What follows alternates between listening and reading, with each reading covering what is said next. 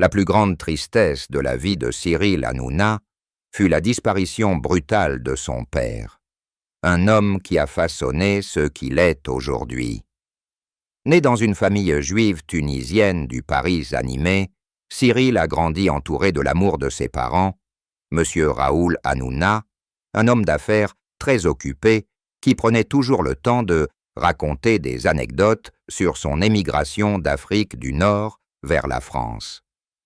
Son père était non seulement un pilier économique, mais aussi une source d'inspiration spirituelle, lui inculquant la valeur de la persévérance et de l'humour.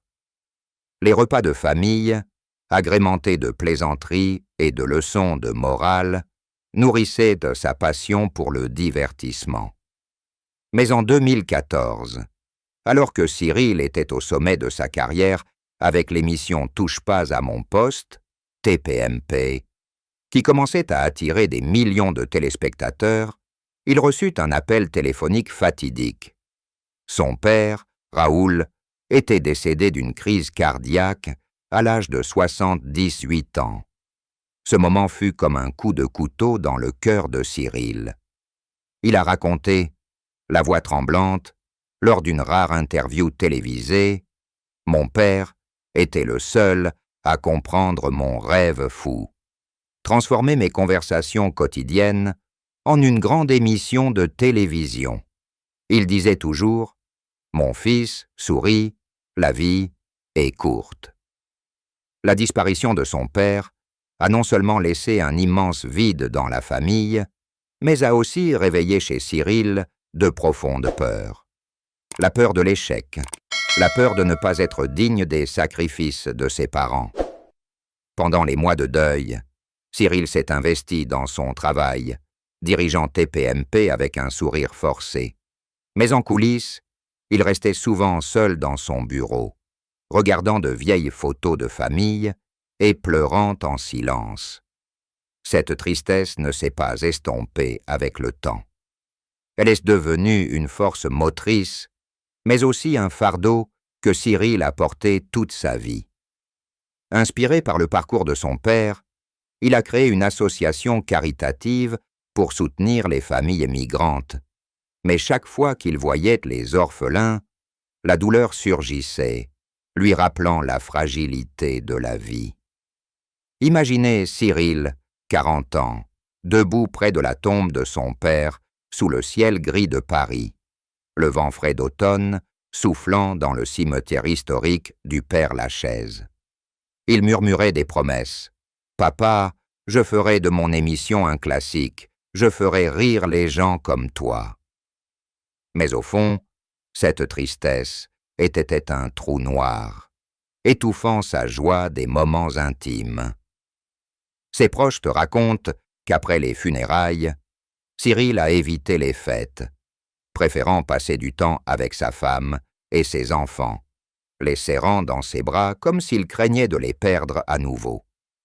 La plus grande tristesse n'est pas seulement la perte d'un être, mais la perte d'une part de lui-même, la part innocente, la part protégée par son père. Cyril Hanouna, l'homme qui souriait toujours à la télévision, a appris à dissimuler cette douleur sous une couche d'humour.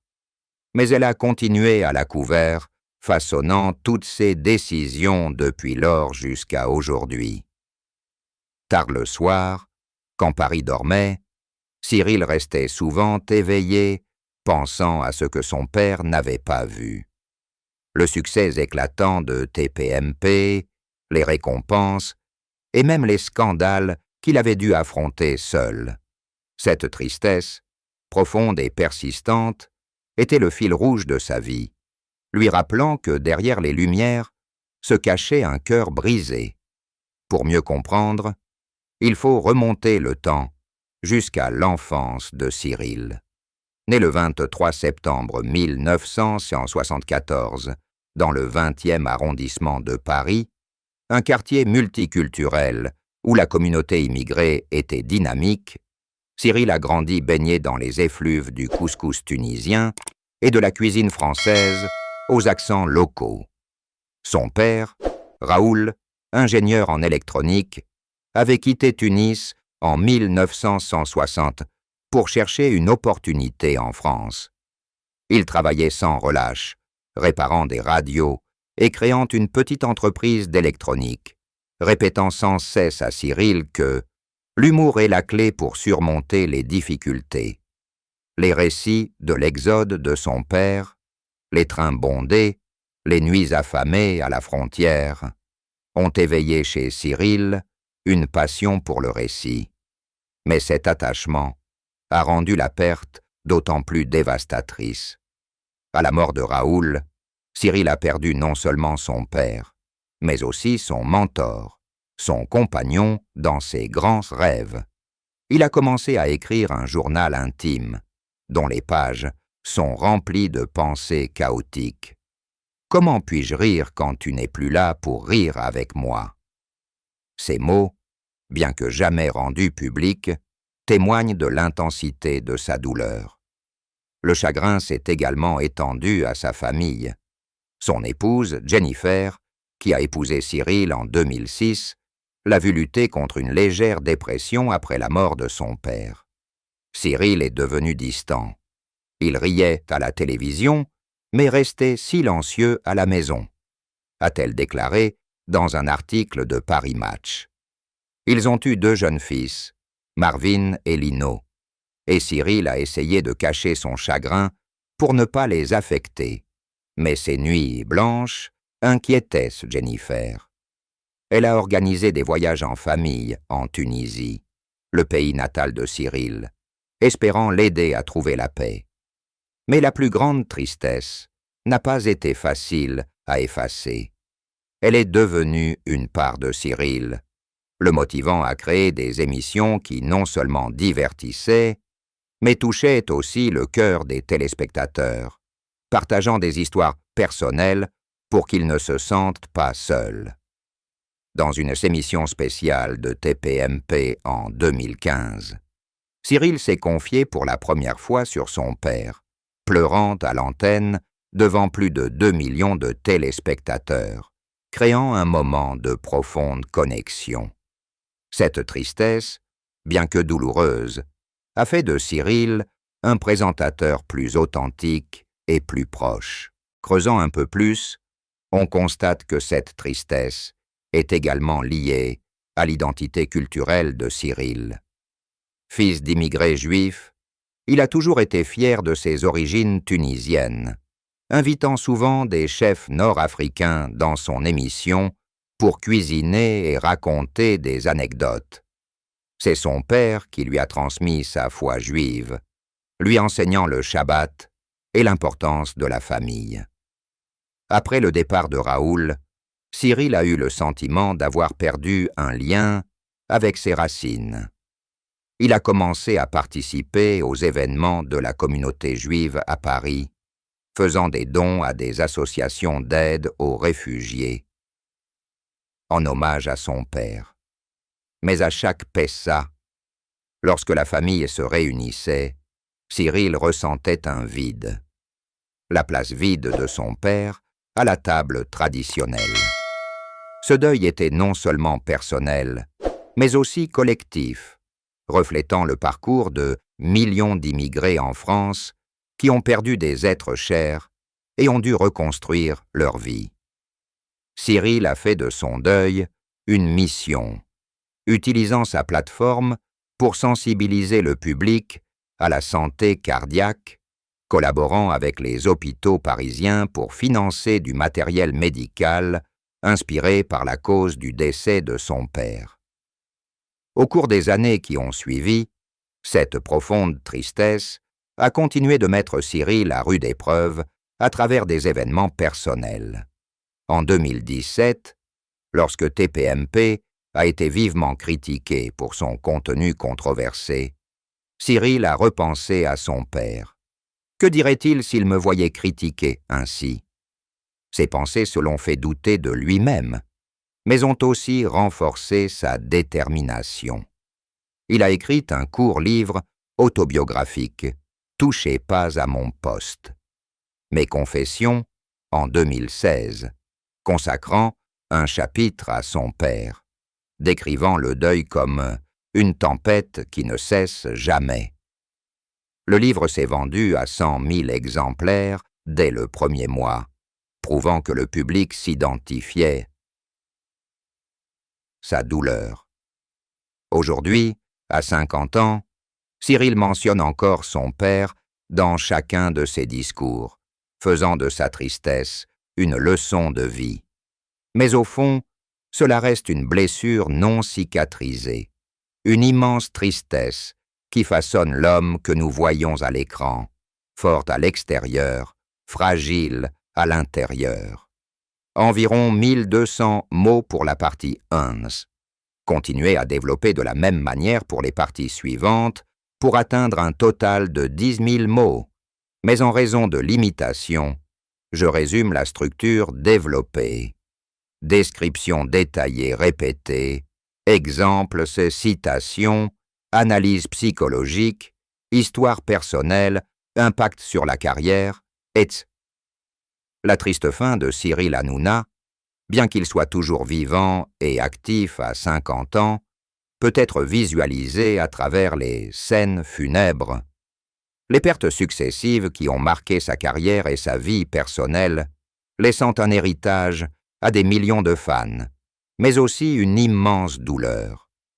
L'un des plus grands enterrements fut la faillite de la chaîne C8 en 2024, lorsque le Conseil supérieur de l'audiovisuel, CSA, infligea une lourde amende à l'émission TPMP pour manquements à l'éthique, menaçant la chaîne de fermer temporairement. Cyril, qui s'était investi corps et âme pour faire de C8, d'une petite chaîne à un empire du divertissement, assista à sa mort, comme à des funérailles personnelles. Des millions de fans se rassemblèrent devant le siège, tenant des bougies et scandant son nom. Mais Cyril ne put que se tenir debout de loin, les larmes aux yeux lorsqu'il vit le logo de C8 s'éteindre à l'antenne. C'était un spectacle déchirant de voir disparaître une partie de sa vie, l'héritage qu'il avait laissé au public français, des soirées de rires et de débats animés, désormais menacés. Imaginez la scène des funérailles. À Paris, par un après-midi pluvieux d'octobre 2024, une foule de fans fidèles, portant des t-shirts de TPMP, se rassemblait place de la République. Cyril apparut, le visage hagard après des nuits blanches de batailles juridiques, serrant sa femme Jennifer contre lui. Il parle d'une voix étranglée. « TPMP n'est pas qu'une émission, c'est notre famille. Aujourd'hui, nous en enterrons une partie, mais l'héritage perdurera à jamais. » Ses larmes se mêlèrent à la pluie, tandis que les fans chantaient le générique de l'émission. Ce n'était pas seulement la perte de son emploi, mais la perte de la communauté qu'il avait bâtie pendant 13 ans, avec une moyenne de plus d'1 million de téléspectateurs par épisode. L'héritage de Cyril, son humour sans compromis, sa capacité à créer des liens, ressentis par des millions de personnes. Mais la tristesse est immense. Des funérailles déchirantes pour le rêve d'une télévision gratuite. À la douleur s'ajoute la disparition de proches. En 2019, son ancien producteur, ami des débuts de TPMP, est décédé d'un cancer, laissant Cyril sous le choc. Il a organisé une émission spéciale, transformant le studio en un cimetière, symbolique de photos et de fleurs, pleurant face caméra en racontant ses souvenirs. Les fans ont envoyé des milliers de lettres de condoléances, mais Cyril se sentait plus seul que jamais. Cet héritage, ces émissions révolutionnaires, appartient désormais au passé, mais la douleur de voir partir des amis est une scène de funérailles récurrente, un rappel de l'impermanence. Un autre enterrement a eu lieu lors du scandale de 2022, lorsque Cyril a été accusé de discrimination, entraînant la perte d'un important contrat publicitaire. Il a enterré son image irréprochable, s'est battu pour la retrouver, mais les cicatrices sont restées. Plus largement, la triste fin de Cyril reflète la lutte de la télévision française contre la censure. Il a laissé un héritage à ses fans. Le courage de s'exprimer ouvertement sur la politique et la société sans crainte. Mais chaque enterrement, de la perte de chaîne à la perte d'amis, était une grande douleur, le forçant à penser à l'avenir. À 50 ans, Cyril se souvient, sachant que son héritage est immortalisé par des vidéos virales, mais la tristesse le hante toujours. Un enterrement permanent de ce qui a été perdu,